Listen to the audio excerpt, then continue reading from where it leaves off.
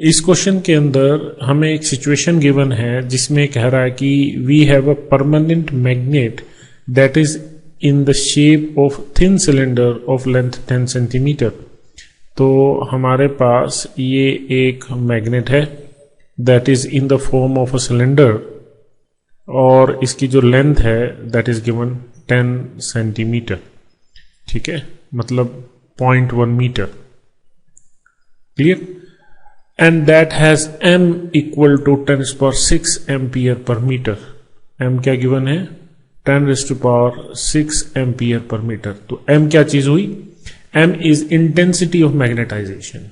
Intensity of magnetization.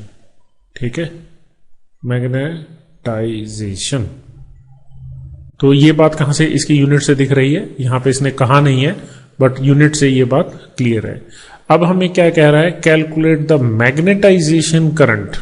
तो magnetisation current क्या चीज है? What is magnetisation current?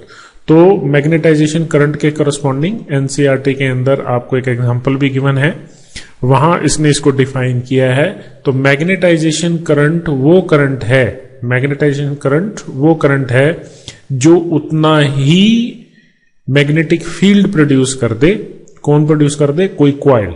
ठीक है, सपोज ये कोई कॉइल है। ठीक है, उस कॉइल को हम इतनी ही लेंथ का मान लेते हैं कि 10 सेंटीमीटर लेंथ है इसकी।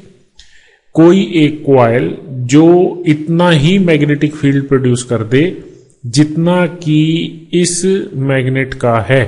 ठीक है, तो इतना ही मैग्नेटिक फील्ड प्रोड्यूस करने के लिए आपको कॉइल में जितना करंट पास करना पड़ेगा, that current is called the magnetisation current.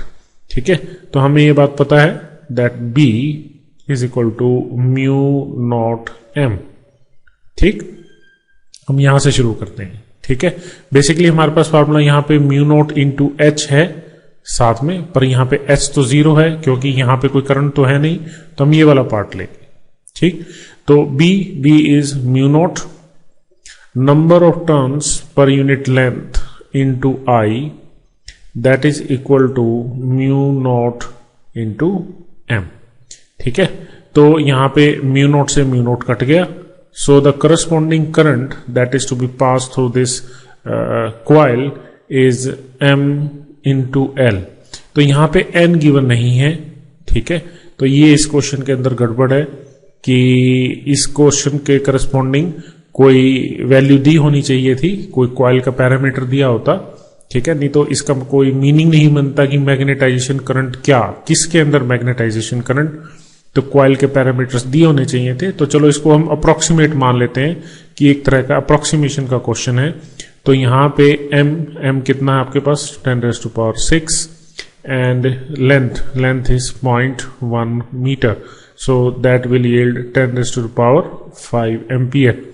तो अप्रोक्सीमेटली इतना करंट जब आप इसमें से पास कर देंगे तो ये वही इफेक्ट प्रोड्यूस करेगा जो इफेक्ट ये मैग्नेट प्रोड्यूस कर रहा है। So that's the magnetisation current. तो इसको IM लिख देते हैं। So this is the magnetisation current.